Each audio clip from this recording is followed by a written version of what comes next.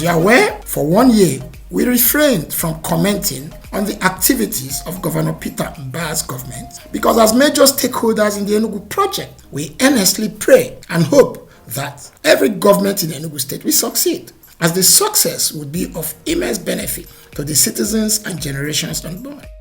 Another reason why we have not commented on the activities of the Peter Mbah-led government is because we know the government is battling with a widely perceived sense of illegitimacy, because he is widely believed not to have won the legitimate votes cast during the 2023 general elections, even though he was declared by INEC and confirmed by judicial authorities.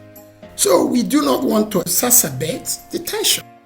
We expected that Governor Peter Mbah government should have built at least 2,500 kilometers of road, having covenanted in his manifesto that he will construct 10,000 kilometers of roads in Enugu state within 4 years.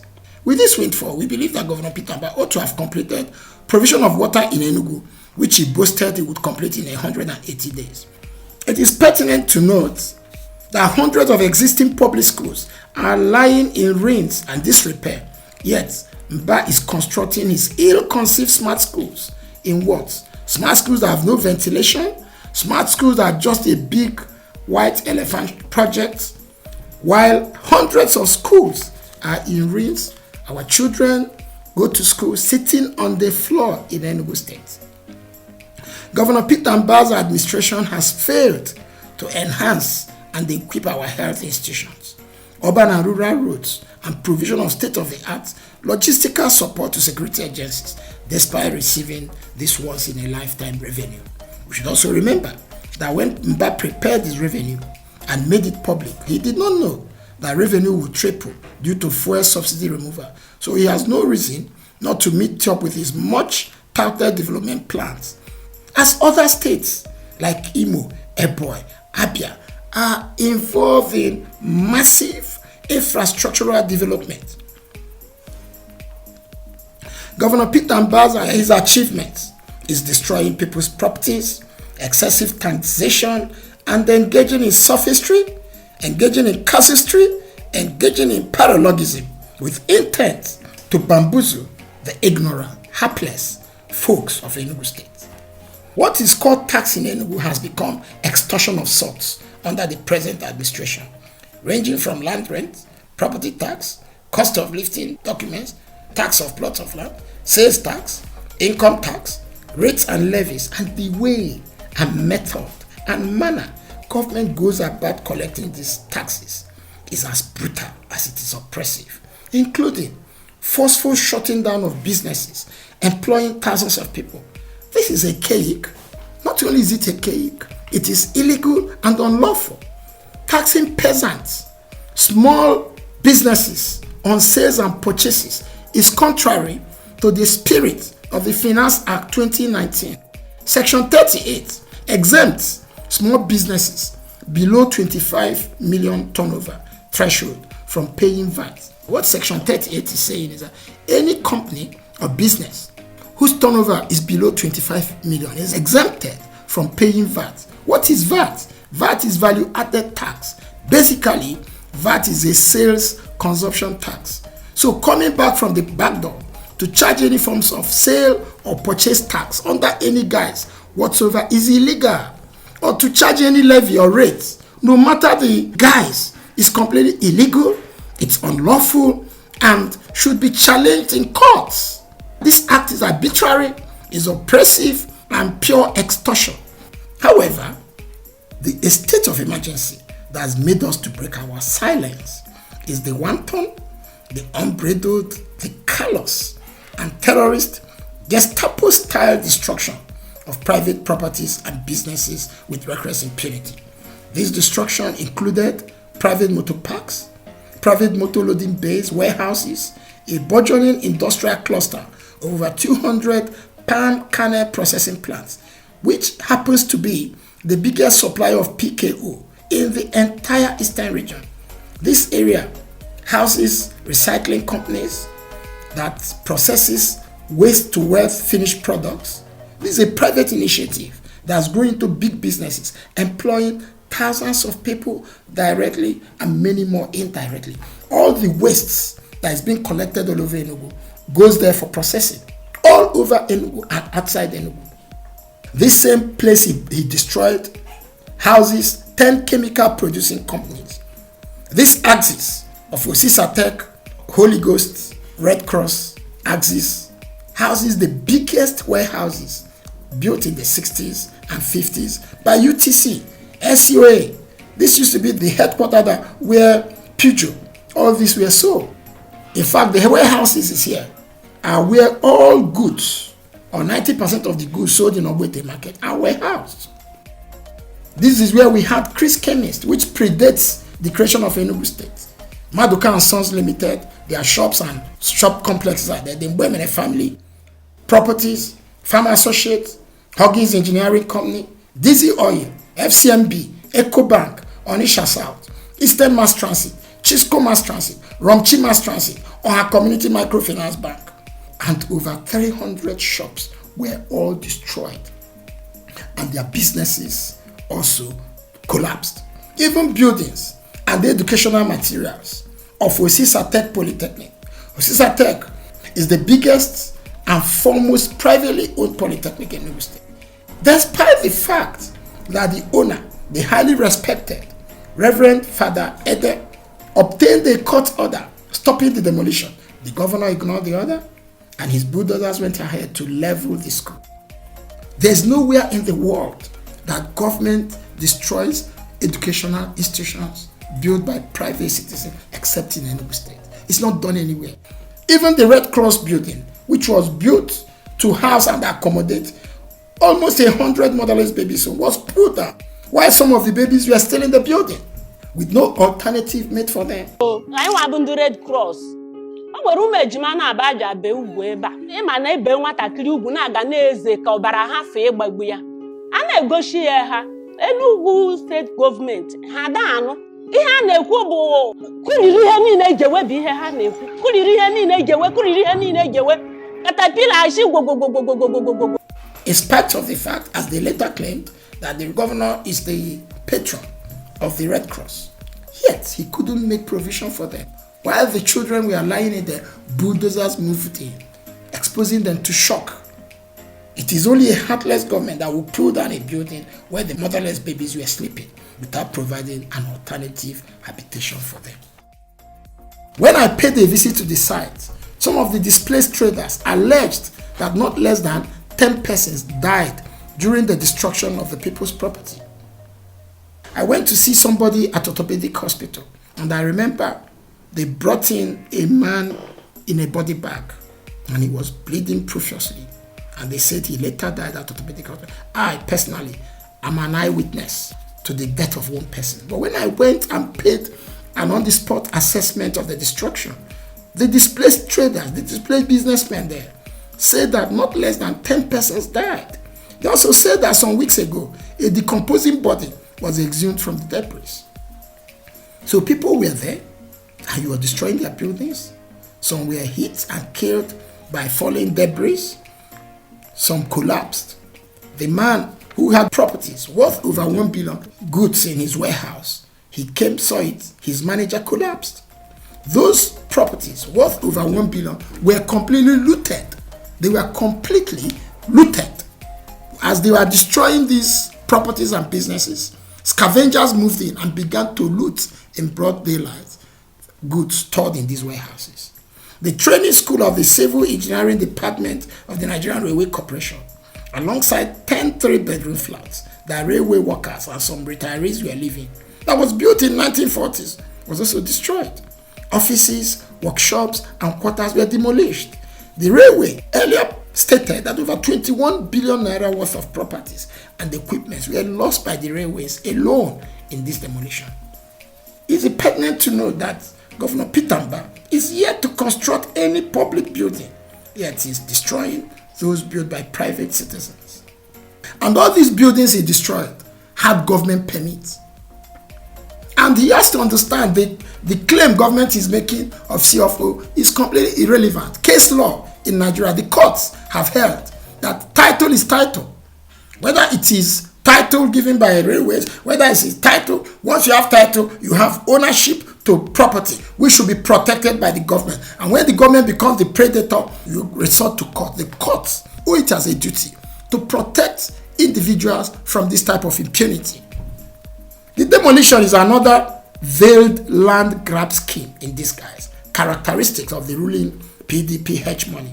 This was the same tactics that was deployed by his predecessors in land grabbing the zoological parks and gardens, which were destroyed in the same manner and later parcellated to high-ranking members of that government.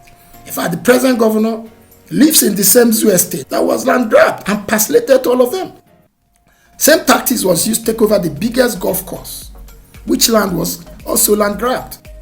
The same tactics was used to take over Ikenga hotels, WTC Enugu, IMT Rectors Village, the land zoned for the building of Rangers Stadium, the massive land for Rangers Stadium and Game Center, and even land meant for the conference center, which was initiated in the 80s by Samson Oneko-Mere administration.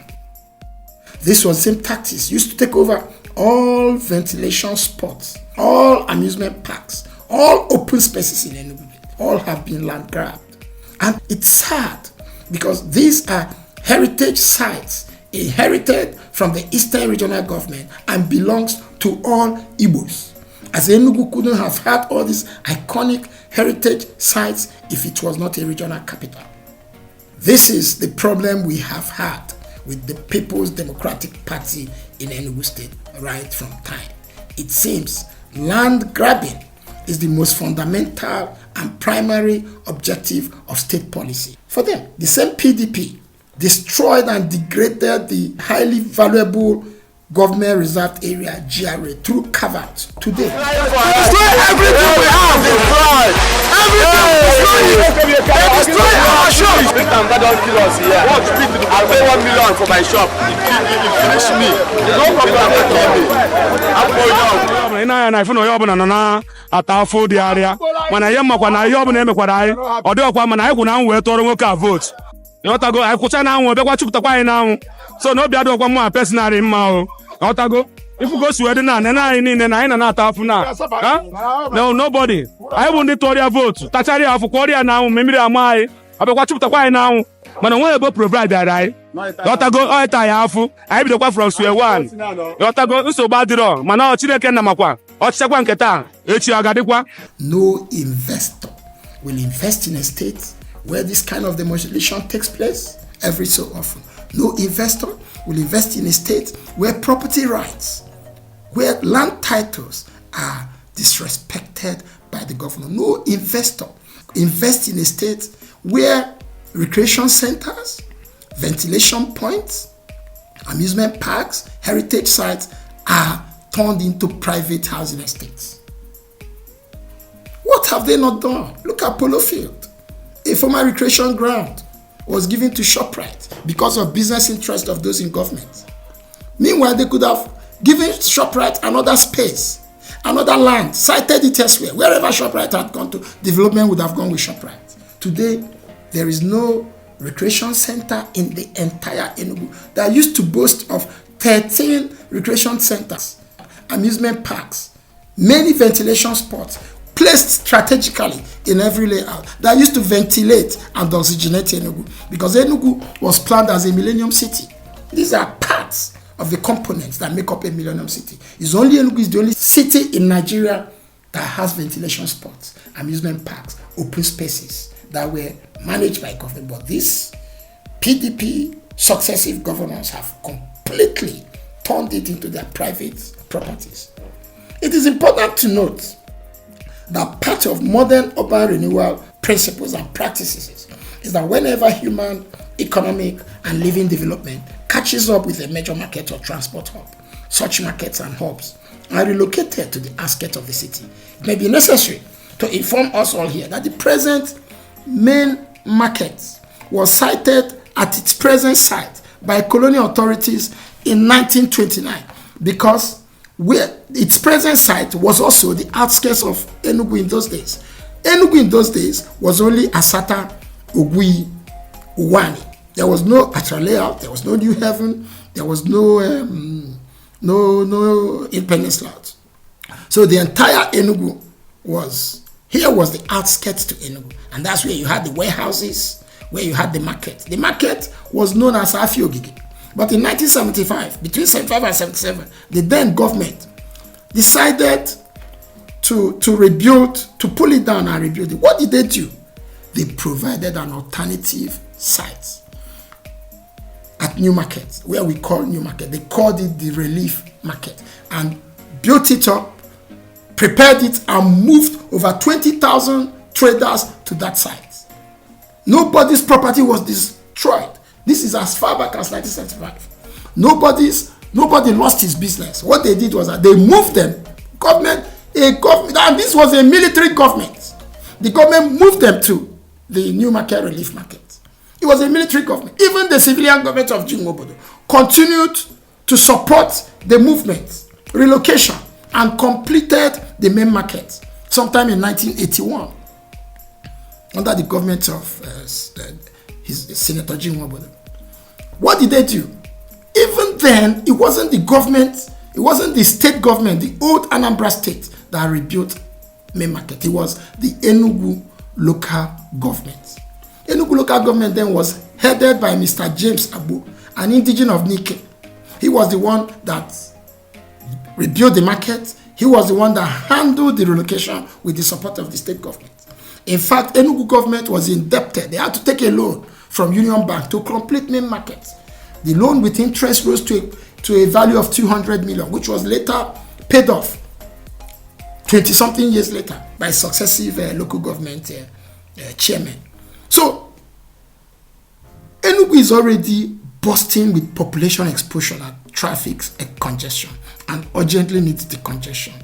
It needs decongestion, which means that new projects should move to new areas or satellite towns. Like experts counseled, Enugu state government should have known that the focus on modern theory and practice of development is on the development of new satellite towns as a means of much needed urban decongestion, optimization of public utilities, and ecological maximization.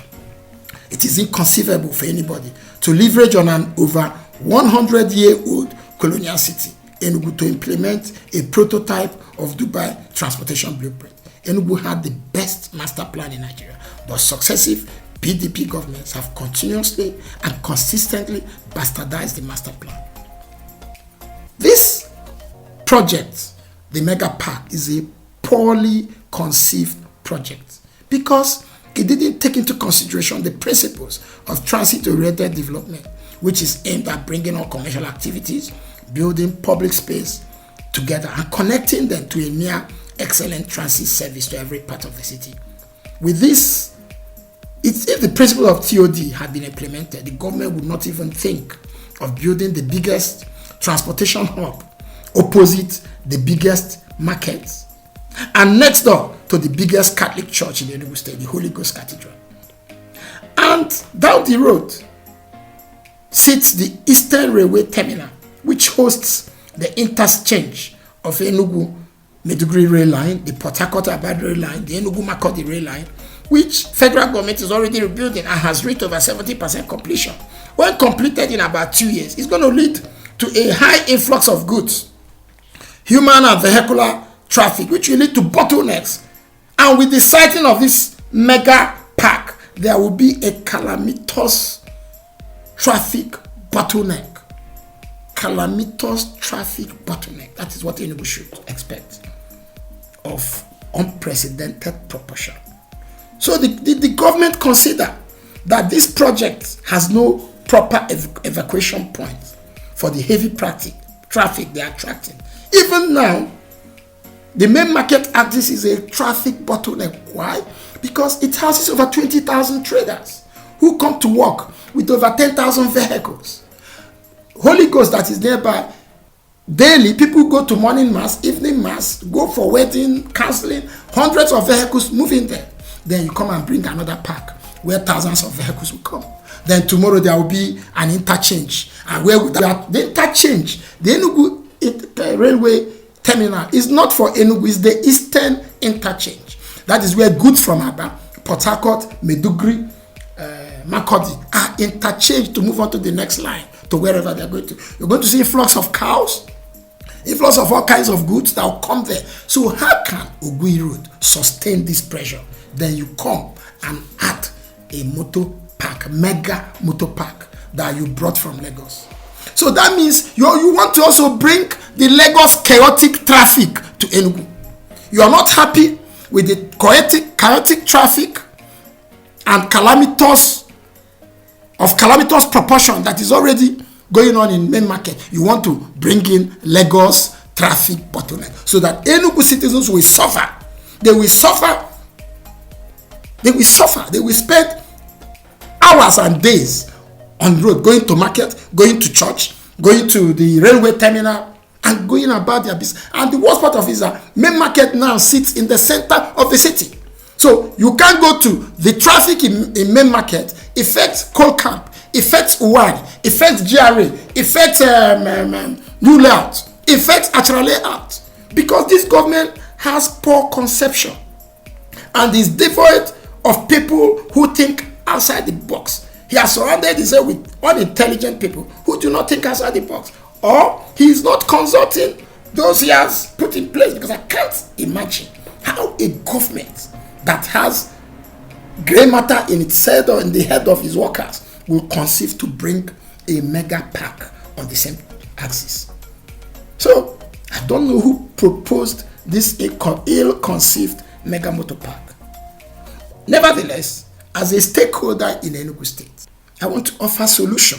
I advise them to build a flyover in front of the main market, build a bypass through Red Cross axis to EEDC, and expand the subway that goes from EEDC through the Eastern Railway Terminal so that the subway can take vehicles and human traffic. That means the old subway has to be broken down and the bigger subway built, and there will be a straight road from EEDC to Ogui Road through the Eastern Railway Terminal with a flyover at Ogui Road. This will help divert traffic, the already congested traffic from main market, Holy Ghost axis. This will help divert them so they don't need to go towards the T-junction in front of Peace Mass Transit, which is the main critical bottleneck.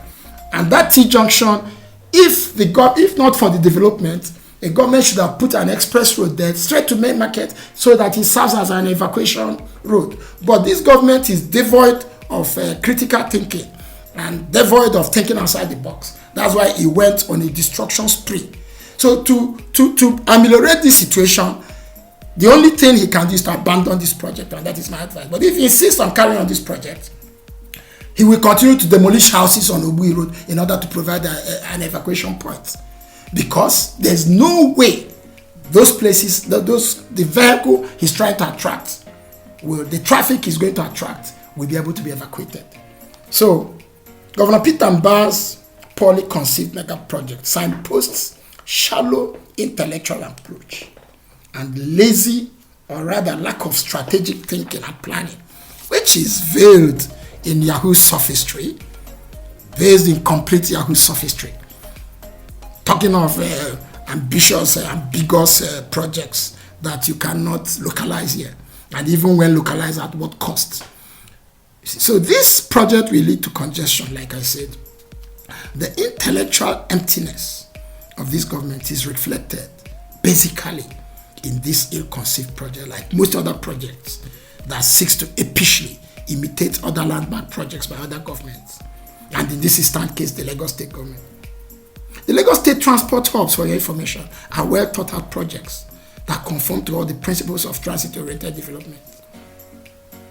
Enugu used to have an old park. It's still the same PDP government that took over this old park illegally from the Enugu North local government that was managing it, rebuilt it, and gave it to their cronies to run. In fact, the allegations that one of those who are running it is one of the sons of the governor. So how can you take old park from Enugu North local government and give to your son? It's not done. But it's done in Enugu, and nobody says anything. And they are looking like those under charm, or people have been charmed out of their wits. How can you destroy entire markets at Ogige, in Osoka, in Gariki, and Ababa market? Even the Kayeta market they destroyed has not been rebuilt. Go to Kayeta, opposite the Greater Market, you see rains, they destroy people's shops. In 2023, before the elections, those shops have not been reflected, have not been rebuilt. What they've done is akin to sentencing the citizens to sudden death. How can citing a motor park and destruction of the livelihood of the tens of thousands of your citizens be for the greater good? When has the business of parks become the business of government? Section 7.5 of the 1999 Constitution as amended stipulates that the functions to be conferred by law upon local government councils shall include those set out in the 4th schedule to this Constitution. And under the 4th schedule, paragraph 1E, it says, listen carefully, it says, establishment, maintenance, and regulation of slaughterhouses, slaughter slabs, markets, motor parks, and public conveniences. So the Constitution is unambiguous here. So the state building a motor park is a clear and flagrant violation of the Constitution of the Federal Republic of Nigeria. Not only that, Governor Peter Mbah, in addition, also contravened the very laws of Enugu State of Nigeria. In Section 51E of the laws of Enugu State, 2004, dealing on functions of local government, it states, and I quote, construction, maintenance, and regulation of slaughterhouses, slaughter slabs, markets, motor parks, public conveniences, amongst others, are vested on the local government. It says vested. So under the Constitution, there are exclusive lists, residual lists. And each tier of government, like the federal government, sticks to its own list. State government sticks to its own list. Local government sticks to its own list. But in Enugu State, the state government will not do its job. Rather, it will even go into the local governments to do local government duties. So the destruction of people's properties and businesses by the Enugu State government of Governor Peter Mbah to build a motor park is unconstitutional, it is illegal, it is unlawful, it is a manifest and flagrant contravention of the Constitution of the Federal Republic of Nigeria 1999 as amended. It is illegal. It is also a contravention of the laws of Enugu State of Nigeria. In a democratic state, this type of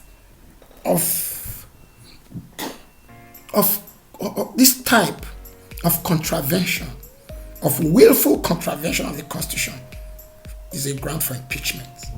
But we will not call for his impeachment. We will not call so that there will be we won't call for his impeachment because we think this is a matter of ignorance of the law, even though it's not a defense. We won't call for his because even if we call for it, do we have people in the House of Assembly? We don't. The last time Enugu had the House of Assembly was 1999, 2003. After that, we had rubber stamp members as House of Assembly, which is very important, which is why my party is taking it serious, the issue of those going to the House of Assembly. There must be men of quality, men who can stand up and walk the talk. Therefore, my advice to those whose properties and businesses were destroyed and who were paid peanuts as compensation, if they are serious, they should approach the courts.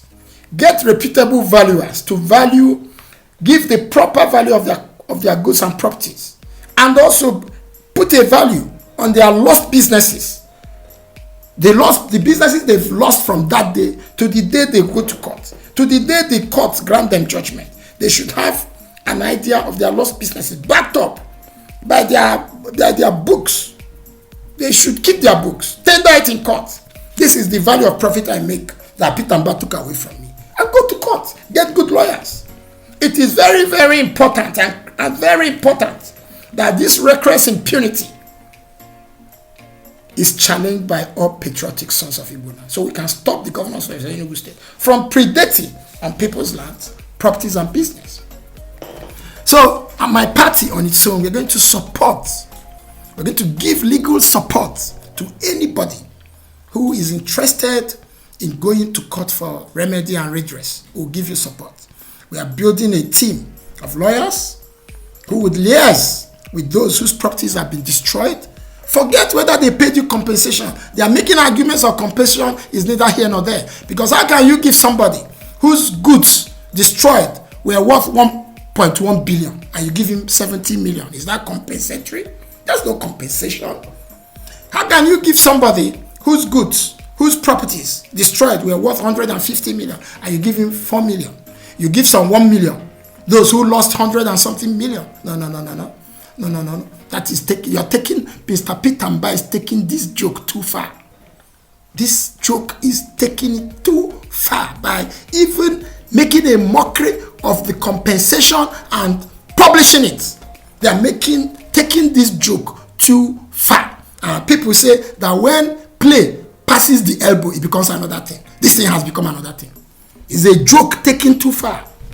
And we're going to support you. Forget intimidation. Forget all these toothless bulldogs shouting on media and social media. We're going to support you.